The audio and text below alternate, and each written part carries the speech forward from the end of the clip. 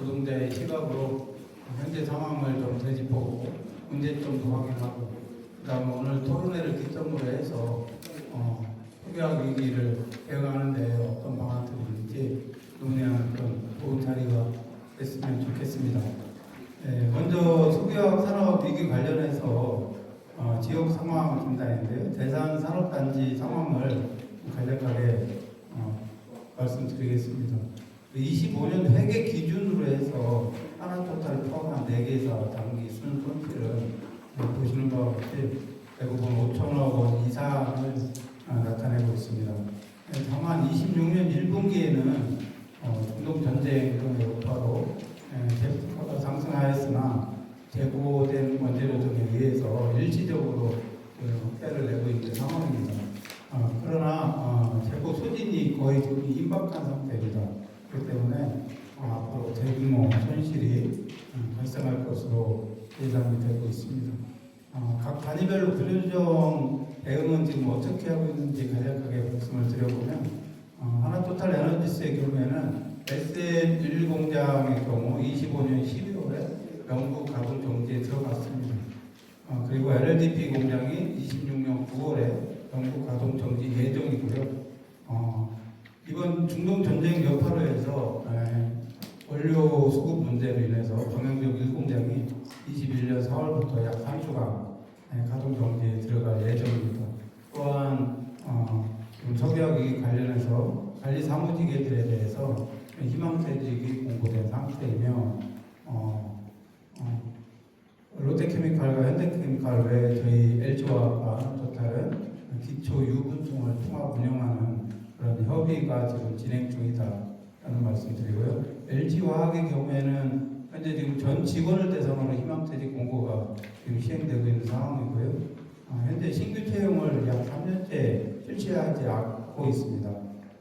그 이유는 지금 청주 공장, LG화학 청주 공장에서 수백 명의 잉여 인력이 지금 있다고 합니다. 그래서 그 인력들로 보충을 하려고 하는 거고요. 그리고 이제 BPA 공장을 현재 매각 진행 중이고요. HDP 공장도 가동 공장은 스크랩 예정이라고 들었습니다. 롯데케미칼과 현대케미칼 부분은 이 부분은 아까 주무현 연구위원님께서 말씀을 해주셨는데 그 외에 롯데케미칼과 현대케미칼의 인력은 어떻게 되는지 그 부분은 롯데케미칼은 현대케미칼에 있는 인원들은 현대오일뱅크로 6개월 단위에서 2031년까지 양사 인원이 전원 배치되는 것으로 계획이 돼 있다고 들었습니다. 그리고 나서 현대케미칼의 경우에는 사명을 변경해서 롯데와 현대 사명을 사용하지 않고 별도의 법인으로 진행될 예정이라고 하고요. 공통적인 부분에서는 지금 2025년 10월부터 지금 우리 석유학자들이 프로젝트나 유지보수 투자비를 대폭 삭감한 상황입니다. 물론 회의비 등도 대폭 삭감됐고요. 또한 간협이나 취업규칙으로 병문화되지 않은 임금 복리후생제도 등을 부차별적으로 지금 폐기를 하고 있는데요. 그 이유는 저희 대상 산업단지가 현재 37년 차에 접어들고 있습니다. 그렇기 때문에 각 단사별로 정년 퇴직자들이 많게는 연간 100명씩 빠르게 인력이 감소가 되고 있는 상황이기 때문에 기업 입장에서는 강제 인력 구조조정이 지금 필요치 않고 오히려 관행적인 제도에 대한 구조조정을 단행하고 있는 상황입니다. 이에 따라서 누사 대립도 현재 상당히 격화되고 있다라는 말씀을 좀 드리겠고요. 이렇게 이제 투자를 축소하다 보니까 원청 대기업 투자 축소로 인해서 협력업계나 하청, 플랜트 건설업계는 당연히 감속이 되고 있고요. 또 여기에 또 연장선에서 지역사회의 소상공인들의 영업이 악화되고 있는 상황이기도 합니다. 지역사회에 영향을 미치는 영향을 간략하게 좀 보면 이 부분도 말씀을 해주셨는데 서산시 국세나 지방세가 지금 현격하게 감소가 되고 있는 상황이고요. 실업급여 수급자 또한 24년 대비해서 1년간 14% 이상이 증가했다고 합니다. 또 서산시 인구 또한 상당히 감소하고 있는데요. 특히 대산 지역에서 쭈그러지고 있습니다. 그 원인은 당연히 석유화학 산업 위기와 밀접한 연관이 있을 것이라고 생각을 하고 있습니다. 또 소산 대산강 교통체증도 상당히 감소하고 있는데요. 이 또한 출퇴근자가 그만큼 감소한 반증이다라는 말씀을 드리고요. 석가사 인력은 앞으로도 계속 감소할 것으로 일단 예상이 되고 있습니다.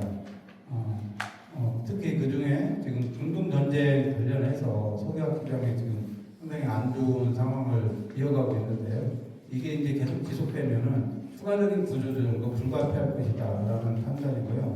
특히 롯데케미칼과 현대케미칼 합병에 따라서 롯데케미칼 같은 대규모 공장이 가동 정지가 됨으로해서 원청 직원이나 합병, 그다음에 협력업체, 건설 노동자들, 또 그들에 대한 가족들까지 사실은 일자리가 있기 때문에 타 지역으로 이동할 수도 있다라는 생각이 들고요. 그렇게 되면 역시 지역 경제에도 상당한 영향을 미칠 것이다라는 생각을 갖고 있습니다.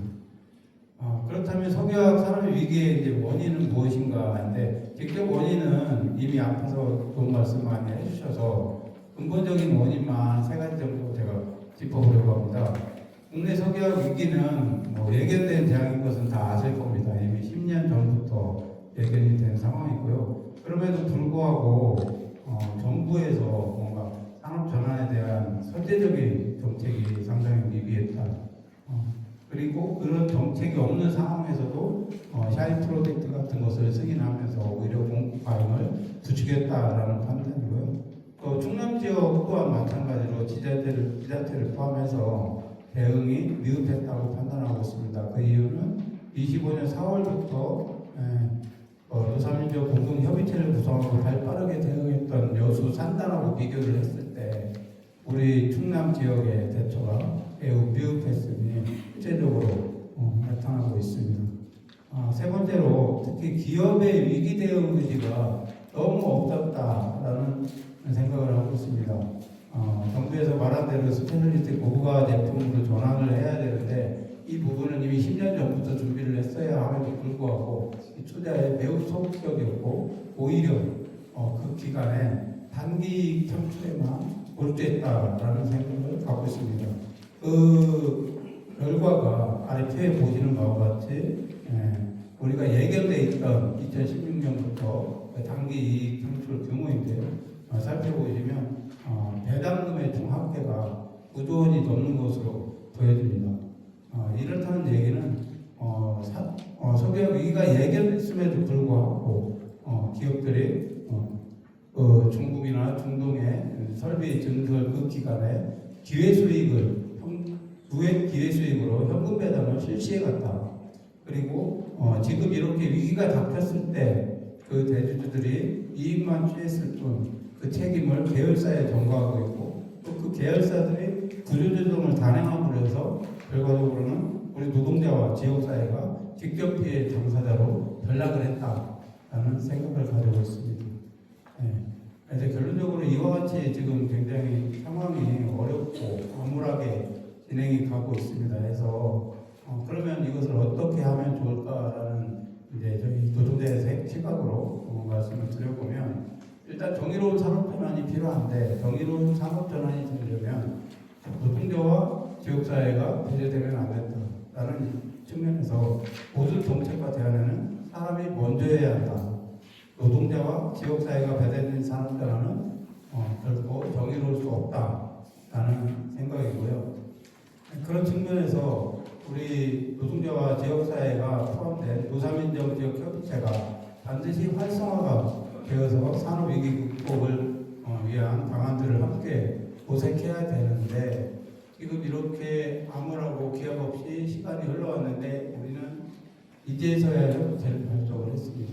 그런데 그 협의체에 사가 없습니다. 노사 민정인데 사가 이 자리에도 오지 않았습니다. 앞으로도 이 구조조정에 사가 참여를 하지 않는다는 것은 또 지역사회와 우리 노동자들을 배제하겠다는 것인지 다시 한번 묻지 않을 수가 없고요. 두 번째로는 기업 총수들에 대한 거액의 배당을 챙겨간 그 대주주들이 선제적인 자금 조달을 할 책임이 막중하다라는 생각입니다. 생각을 갖고 있고요. 정부에서도 대주주들에게 그런 책임을 반드시 물어야 한다라는 생각입니다. 또한 지금 석유와 관련해서 물론 뭐 협력사 정도 있지만 원청 또한 지금 구조조정 위기에 처해 있습니다.